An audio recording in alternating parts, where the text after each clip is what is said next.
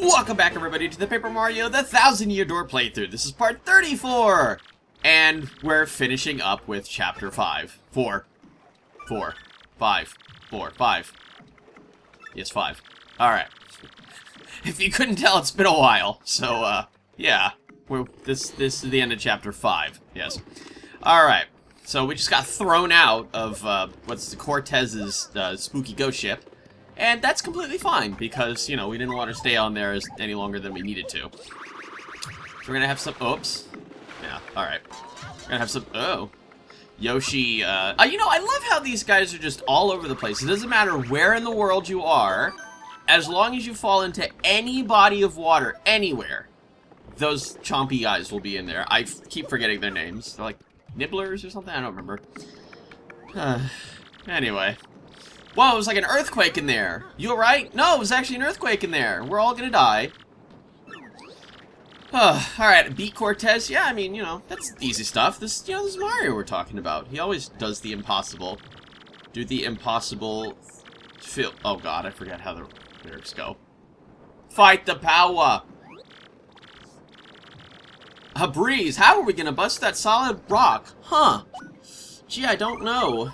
Vivian, can you think of something? Alright, so what? Yeah, just, you know, blow up all the toads. That's progress. So easily enough, all you have to do is jump up there. All those toads on that platform were kind of, telegraphing the fact that there's a platform there. And just have Bobbery bomb it up. Where is he? He never came back down. He's gone forever. He's gone to the old, what is it? The old, oh, there he is. Okay. Oh, right. I forget he just appears.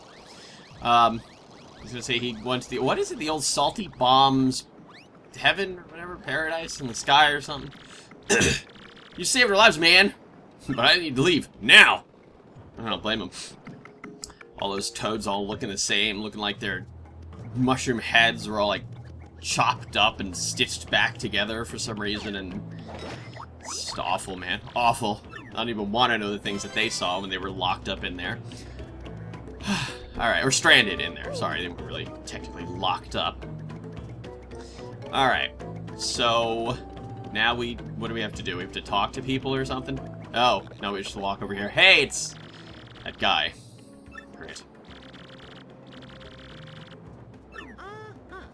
Uh-huh. That's totally what Mario said, and not uh-huh.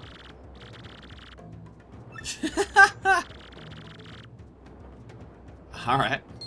Ship confirmed. Mario and that random purple bomb guy. What if they just know each other? Oh, they're brothers. Wow. How can he tell? They literally look the same. You know? I'm trying not to be offensive here, but I mean, literally, those toads are all copy-pastes of each other. They look exactly the same. Huh? Huh? I love how everybody's looking around. I like that. That's like a cool little touch. Everybody's looking. What's happening? There's explosions. Who's behind these explosions? God, this cutscene's take forever. I'm patiently waiting for it to... There we go. Pan over to the crazy-looking pirate ship. That symbol looks familiar. That laughing sounds looks familiar. Sounds. Yes.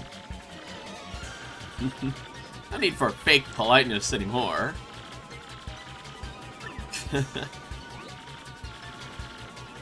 A good old Four Eyes. Yeah, that is our nice guy, Four Eyes. Our nice friend.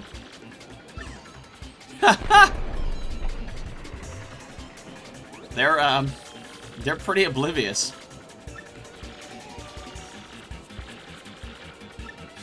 But I'm actually... Oh my god! It's Lord Crumb! I never saw that one coming. Mastermind in the shadows. It hurts to be this good, sure.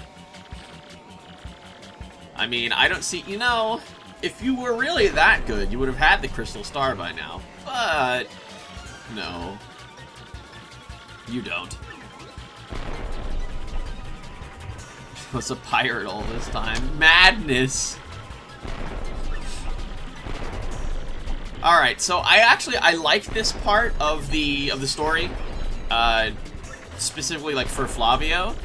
Because this is actually the one time where Flavio actually acts really chivalrous. He acts like a true leader. Yeah. He's gonna set aside his fear, and he wants Mario to introduce him to Cortez. And hopefully have Cortez lend us ship. See, I'm your leader, and I will negotiate with Cortez. Well, he's brave all of a sudden. Very endearing of you, Mr. the Flavio. So once again, we have him as our second party member, or additional party member. Additional. Pylons. That was the other part. That's what I was going for there. Additional pylons. Alright, we gotta go back in here. I like this part. This is actually kind of funny. So Cortez summons again. Ooh. Oh, wait, it's you. Did you forget something? He's just like, he's really like friendly with him now.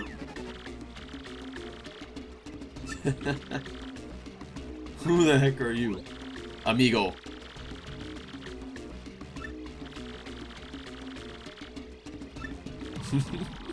He's just like, he's terrified, but I mean, he's still, you know, he's still putting his best foot forward. Ship is magical. One cannot move now. I love it. The key to powering the ship just happens to be the skull gem. That thing that Flavio always just has around. How convenient. What a skull-shaped Deus Ex Machina that is. I love it. This is the gem handed down to the generations of his family.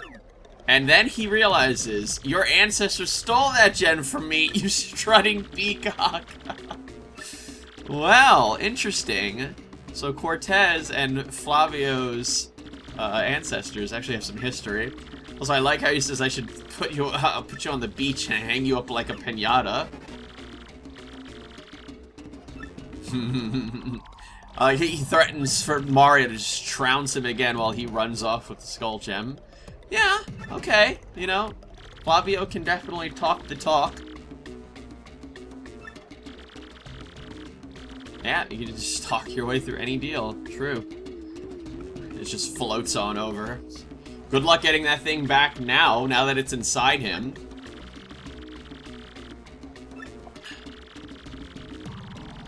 Haha. That sounds bad. For now, we sail. Alright. So just really... Oh, okay, hello. Ignore that.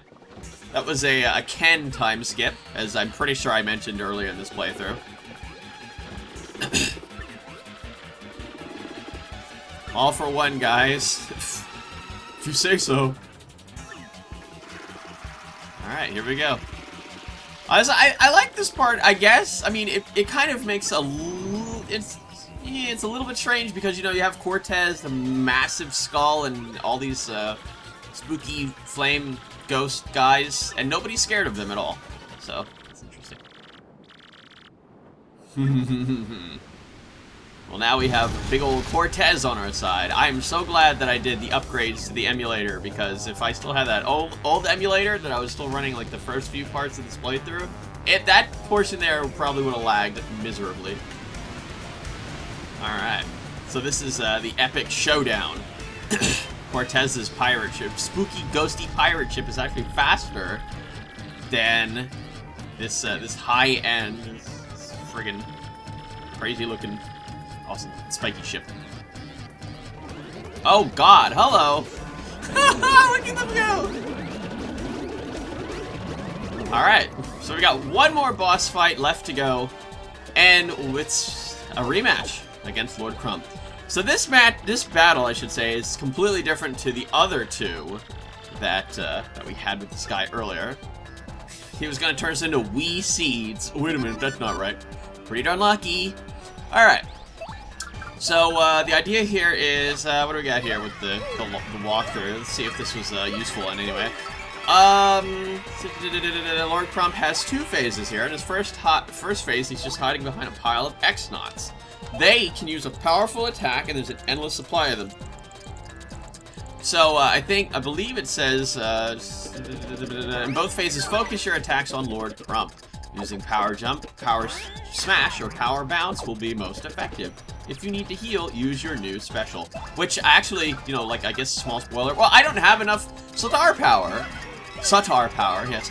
I don't have enough star power to use it. But, yeah, no, I didn't actually use it at all. Also, I like how I used, Bobbery's special attack. I can't remember what it's called, but once again, I aimed it badly, and there's just a bomb standing in front of Mario. Oh, we're doing this! Like, what's the Rockhawk did. The girder is just hanging above. So, I assume this is, just blocking jump attacks.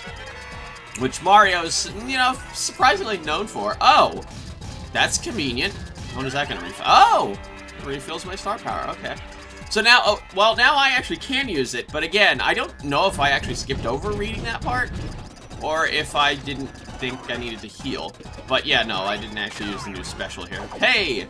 That was a lucky dodge. I think they're gonna explode now, yep. Oh my god, the other one did not hit him. It would have hit the little, the pyramid of X-Nauts, but they're not there now. Yeah, there it is. Art attack is what I ended up doing. Which, I guess, is actually a good idea, because this actually ended up doing quite a bit of damage. So this guy has 80, my god, that would be a lot. 30 HP. I don't know why I said it. I think I meant to say HP first. At the same time, I was trying to say 30. That's happened to plenty of people before. Oops. That was kind of sad. This happened to plenty of people, right? You know, you're thinking of one word. What? He's just healed. You're just thinking of one word and then you spit out another word that you're trying to say. Oh, it was almost aced for a second. That was really cheap. That was like, what's his name? Hooktail. When he just eats the audience and then heals himself. Which, of course, the first part was really awful because the audience never came back. But the second part was pretty awful too because now I had to do even more damage to him. Oh, hello. So this is the second phase attack where, as the walkthrough explains, they can become a huge ball and roll over you. Which, I think we just witnessed that.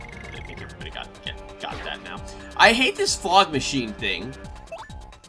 So, you know, the thing about this fog machine is, if anybody hasn't been paying attention, and if I haven't mentioned it earlier in the playthrough, for some reason, it took me a while because, you know, the tutorial earlier in this game doesn't explain what happens here with the fancy effects that happen on stage.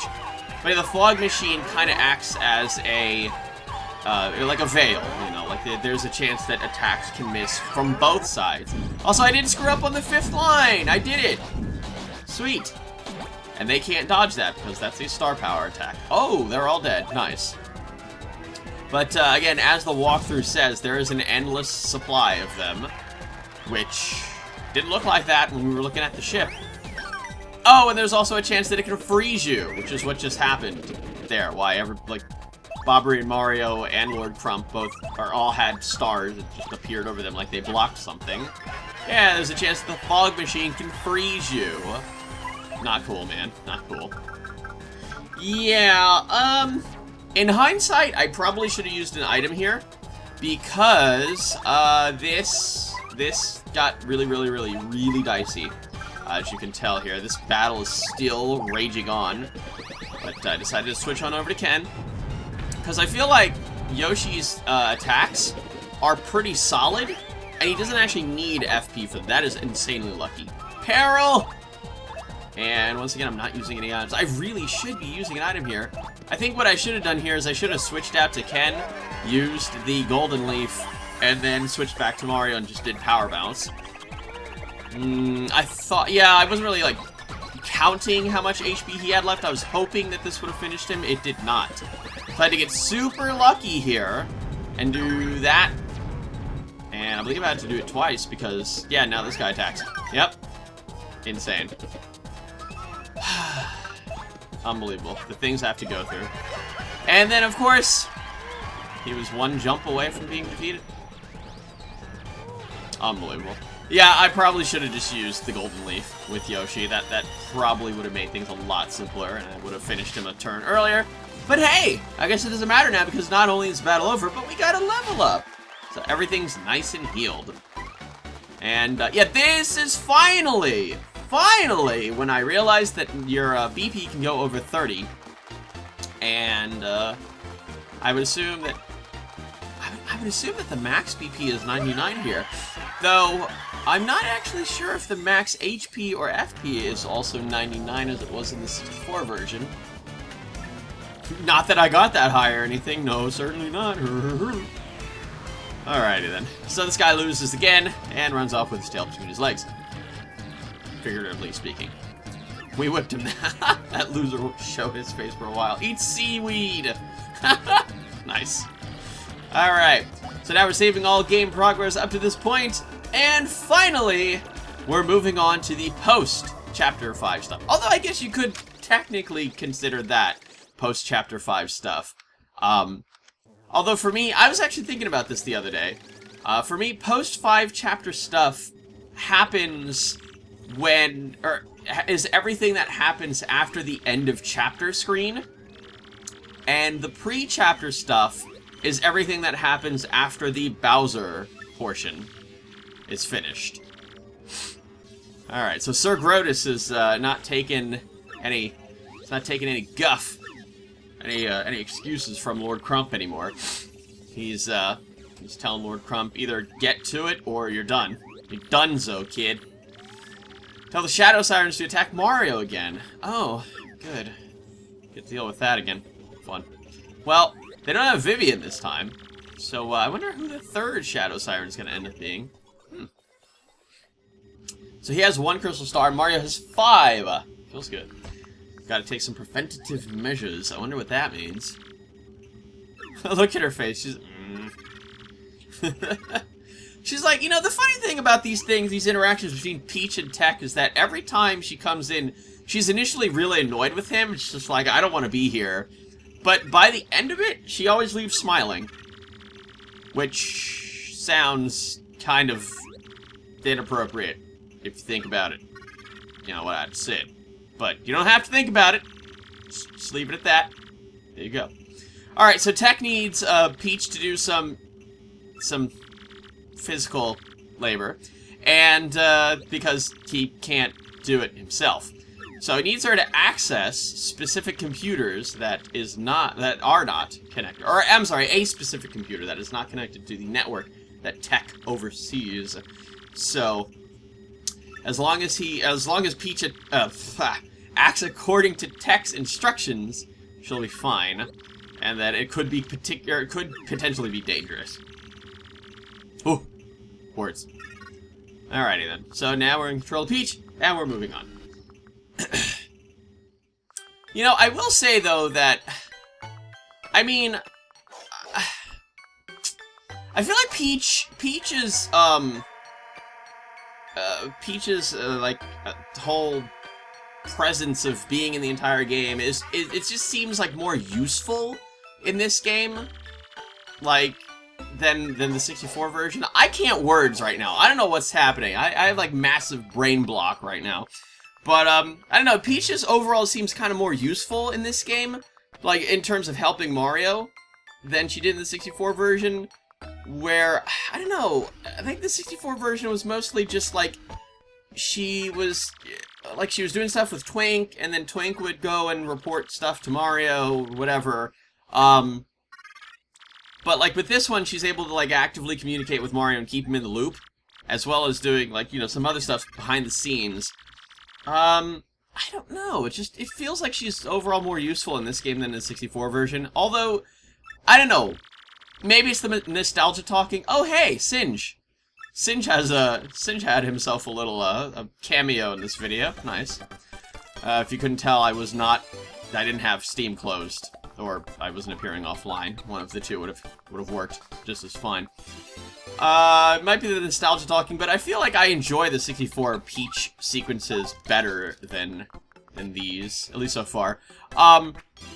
This particular portion is actually extremely similar to the cake baking portion of the 64 Peach sequences. So we have to put them in a very specific order. It's red, blue, yellow, and green.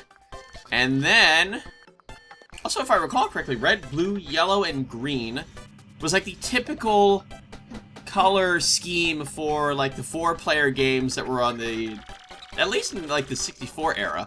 Because I remember Mario Kart 64 had that, and Smash Bros had that, where like player 1 was red, player 2 was blue, player 3 was yellow, and player 4 was green. So, I don't know, maybe this is a reference to that. Or maybe they just like that color scheme. Also, that really messed me up a little bit. I didn't realize it could go backwards, and also I didn't realize that it could skip over one. Like that. That was something interesting. Alrighty then. Oh, another one there. And top it off with a green. And it's looking pretty funky. Now, the reason why this is similar to the cake baking portion is because it has to be in the heater for exactly 30 seconds. Just like the cake in the 64 version. So, got my old stopwatch out, because, you know, smartphones nowadays just have that. It's very convenient. You don't have to, you know, like, when the 64 version was out, you'd have to rely on either just looking at a clock or, like, you know, a wristwatch or something. But no, nowadays you just have a smartphone and, you know, yeah. Although, I guess technically when this game was out, that would have also still been true. But, still, leave me alone. Alright, now she has to drink all of this. It smells really fun. She's not even close to it, and she can smell it from there. That's not a good sign. Alright, here we go. Woo! Nice. Well, I think everybody sees where this is going. Yep. Of course. What is it with this game? And, like, I want to use the two biggest words that are on my mind, either objectify or sexualize. Why is that a thing with Peach in this game? This is the 3rd time that she has had to take her clothes off. The first time being the shower, the second time being when she got into the X-Naut costume, and now this is the 3rd time. Why does Peach why is she constantly naked in this game? Unbelievable. This is some fan service if I've ever. It's just like, I mean, it's not, I guess it's not like literal fan service because you can't actually see anything, but, you know, the idea is there. Why did the doors open? Wonderful. Yeah, we get it. She's invisible! My god. She's invisible and things will open. You know, I would love it if you were able to access. Oh my, that's a black X-Naut. That guy looks pretty scary. I like how, or I wish you could, like, open some of the other doors and just, like, see what's, like, you know, maybe it's gonna come later. Because there's no way that Mario, like, you're not eventually gonna come here or anything. Like, I mean, come on, this is pretty obvious here. Even I know that, and I'm not even up to this part in, like, the actual game. I haven't recorded this far, or that far, I should say. Yeah, I haven't recorded this far. This stuff that you're seeing is, stuff that I imagined. Alright, so now we have to take... Oh, yeah, so his PC is over here. We have to find the data disk. It's over here in this random... It looks like a floppy disk! This random storage boxes. Now we gotta shove it in here. Now, this looks like a reference to something, like a game or something. I don't really know what it is. I guess I could probably look it up, but at the same time, I feel like I'm a bit of, like, find spoilers if I look for it. So this was another, like, sort of long, like, cutscene sort of thingy. So I just sped that up as well. Alrighty then. And now we're putting the disc back where we found it. What am I doing? I was not paying attention to what Peach just said. There we go. Oh, there we go. Like I was never here. I mean, technically you weren't actually here. You're invisible. Also, yeah, a bunch of those chompy fish are just in the, like, what is that? Like an aquarium outside of Sir Grodus's office or whatever? So, like, what is the implication there? Is he the one that actually made these fish and unleashed them upon the world? Or are they just naturally occurring enemies that he happened to catch and brought to his aquarium? I don't know, man. This is all really getting confusing. Alright, so back into the laboratory we go. And, alright, so we were able to obtain the data. And then, yeah, it's quite simple, actually. You just have to drink the green potion. Yes, make sure you put your clothes on first. Hoo-hoo-hoo, woohoo, spring break. Alright, this looks so silly. She's just a floating crown and earrings. What am I doing? Oh, I guess I thought that was the green potion just sitting there on the table. Alrighty. What a relief! Alrighty. I mean, I guess that's a realistic expectation is, you know, that she thought maybe she'd never turn visible again. Also, I like how that oh, it just cutscenes straight back over to here. Alright, whatever. I was gonna say, I love that guard that was there the whole time when, you know, she was running in and out invisible is now just conveniently gone. Very heavily encrypted. Ooh, computer stuff. If my prediction is correct. Very mysterious, mister. Alright, sounds good. Keep me in the loop. Sweet. What? Wait.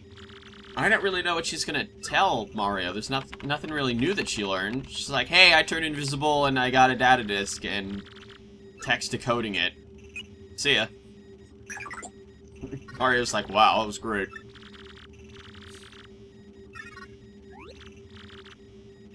Alright, see ya. So once again, like I said before the beginning of this portion, she leaves smiling. There you go. Also now text says something, I guess a little ominous. I will protect you. I wonder what that means. Like, I don't know, that could be referencing like anything. Like either there's some sort of dangerous thing that, you know, Sir Grodus has in store for her, or I don't know, maybe he's just being another lovesick puppy again. But anyway, that's going to be it for this part of the Paper Mario the 1000-Year playthrough. Join me in part 35, where we'll be, you know, moving on to the cool, fun Bowser portions and stuff. See you all next time!